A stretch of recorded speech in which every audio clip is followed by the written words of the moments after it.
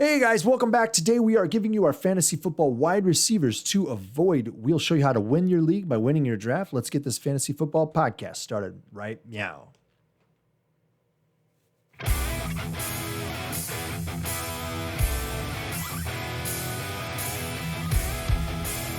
Hey everyone, I am Justin, that is Kyle, and this is the Fantasy Football Upside. Thanks for dropping by our Fantasy Football podcast and YouTube channel. We bob our heads, we'd like to have a good time. Oh, yeah. That beat just drops. We have some fun. We do. And yesterday, we had some fun. Yeah. Kind of trashing some people a little bit, maybe, I don't know. But yesterday, we gave you the running backs to avoid on draft day.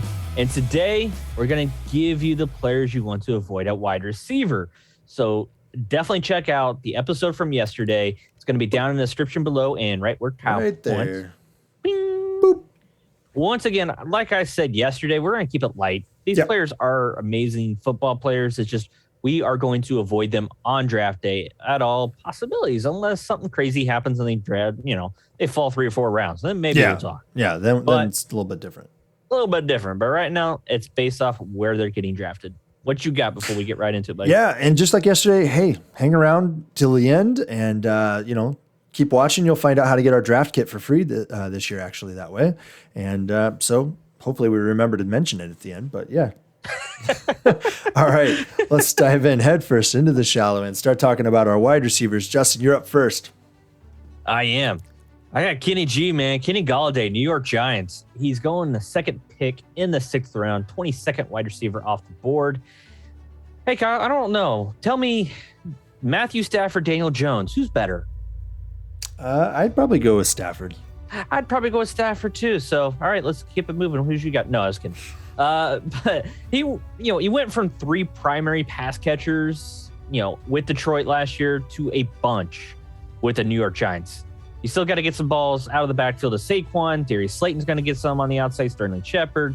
They drafted Kadarius Toney. They have Evan Ingram. They brought in Kyle Rudolph. I can just keep going on and on about all the different people that are going to have to feed a little bit here or there.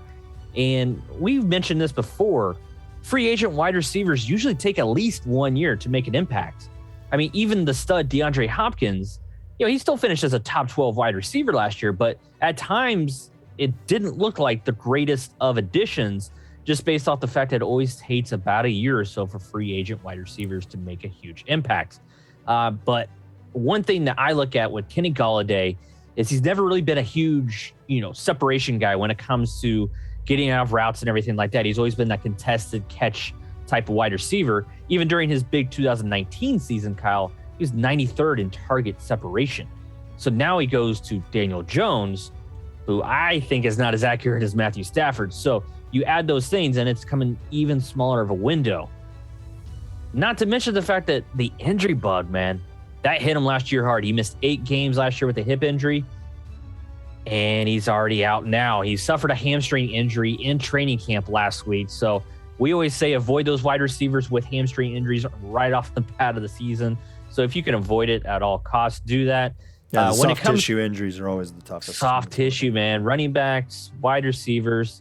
His power ranking, he didn't have that many games he played, but he did finish as wide receiver 35 in our power rankings. So that gives you an idea whenever he was on the field, wasn't as consistent as what we would like. Yeah. And this guy's going, middle wide receiver 2, low end wide receiver 2. And I'm just. Yeah.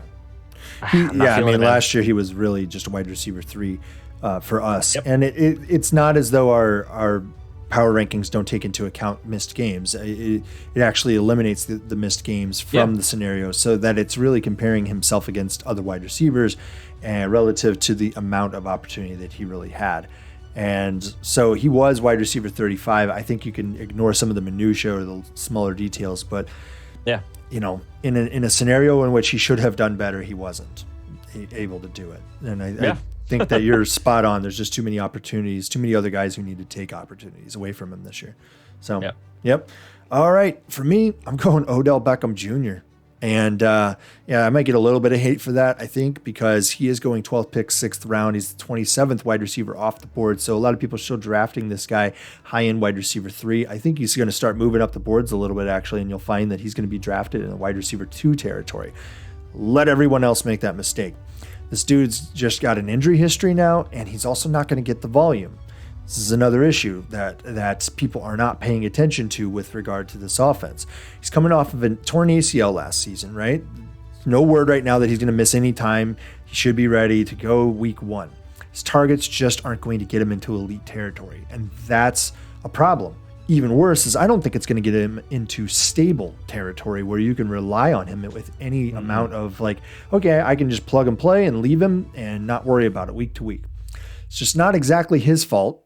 This team's been built around being a run-first offense for a little while, and it's Stefanski, right? The Browns last year were 28th in pass attempts and 4th in rush attempts. Dang. That's Stefanski's MO. He did the same thing, actually even more egregiously, in 2019 in Minnesota. When he got the full reins there, that's exactly what he did. And they were, I think, 3rd in rush volume there. So even at a wide receiver 3 value, I think it's really hard to justify drafting a guy who doesn't make it onto the field enough given the injury history he's had over the last couple of years. And when he is there, the opportunities are fairly dry. There's just not a whole lot there. There's even a chance in my mind, Justin, I could be way off here, but I think it's possible, entirely possible, that OBJ gets traded or cut before the season even starts. I think it's possible. I don't think they can justify what they're paying for this guy. I don't think it's really worth talking again, just the same as Kenny Golladay. I don't think it's entirely worth talking about his power rankings for us last year because of the injury that he had. The few games that he did get, I think he only had 40 opportunities or 40 targets. He did finish as wide receiver 38, so he was okay in those games, but you have to look at it with the cost of doing business with this guy. We're not predicting an injury, but he's got a history of it, and even when he has been on the field, the volume has gone down. If you look over the last 3 years, he's not getting the same volume he was getting at New York, and the Giants featured him. They don't want to feature him in this offense. They've got running backs who can catch the ball and run like crazy, and both of them are top 24 plays, top 12 plays for one of them at least. So why would you focus on anything other than the running game? When's the levee going to break when it comes to OBJ wanting the ball, and when that's really going to start to affect the team? Yeah, I think it already kind of has over the last few years. Yeah. I mean, there were issues before he got injured. So, All right, third guy. Speaking of issues in the locker room, let's go with Michael Thomas, New Orleans Saints. As of this recording, he's still going 7th pick in the 4th round, 15th wide receiver off the board. I don't get that. We're going to see that start to really tumble down a hill fast.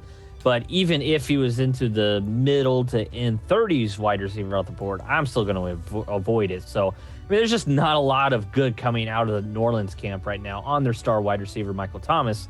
I mean, according to reports, he did not speak to the coaching staff for months in the offseason. It all had to do with a disagreement on how he thought they should go about, fixing his ankle, which he missed a lot of games last year for. So that he got a second opinion. I guess he decided just to wait, and then let's go ahead and have surgery in June. The season starts here in just a couple months there, buddy, after when you have it in June. So it just doesn't make any sense. He's already on the PUP list, so he most likely projected to miss at least 6 weeks. And let's not forget to mention the fact that he's going from Hall of Famer Drew Brees to potentially either Taysom Hill or Jameis Winston.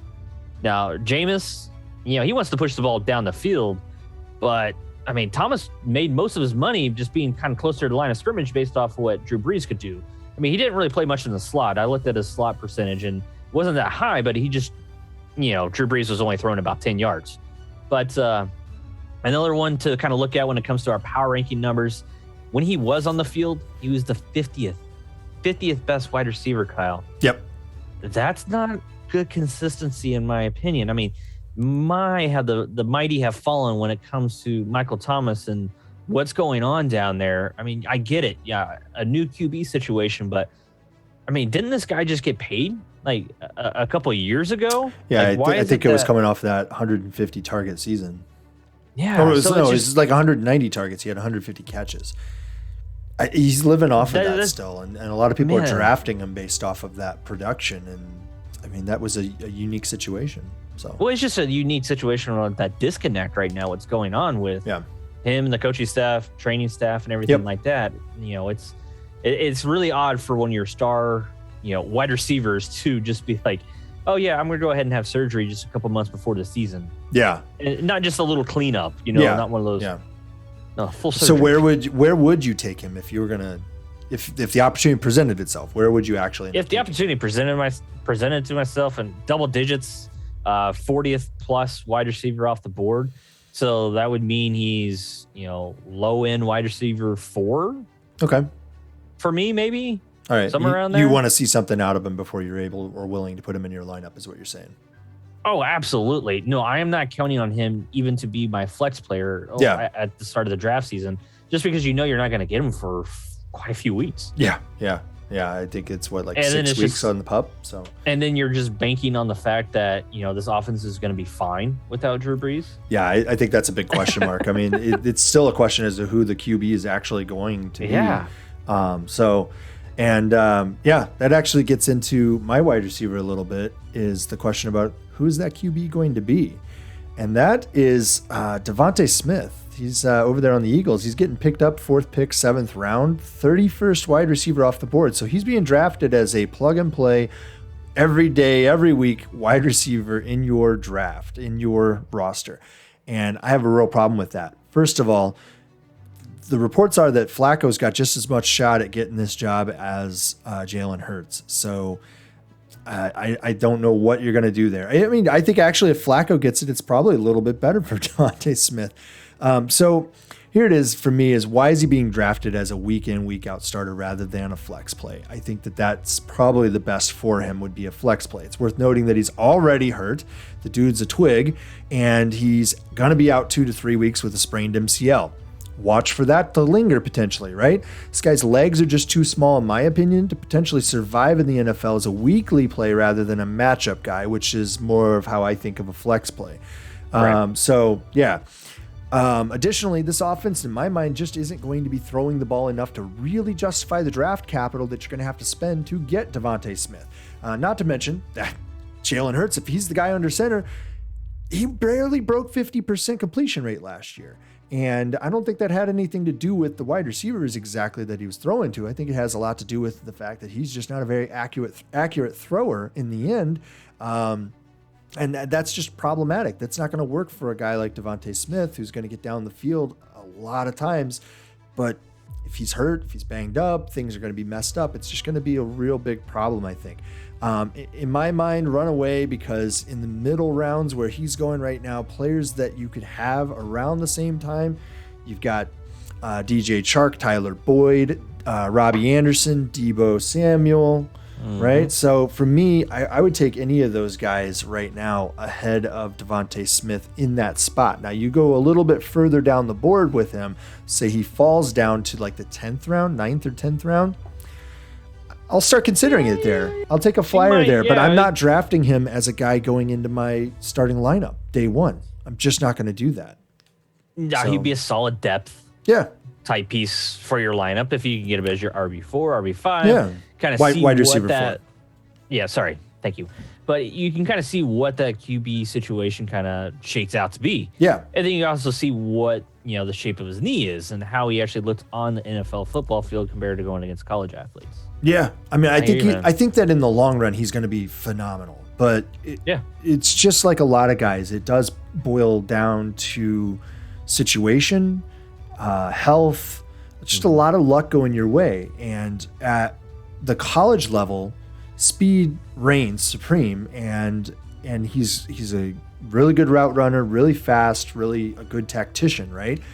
That can translate to the NFL very quickly, but I just don't see it with the situation that he's in. I have a real problem with it. I'm very concerned for it, because I think that the running game in the end, the QB is going to run the ball a heck of a lot. And I don't think that's good for anybody in that offense. So, well, here's another thing, man. We've been so spoiled when it comes to rookie wide receivers in the last couple of years.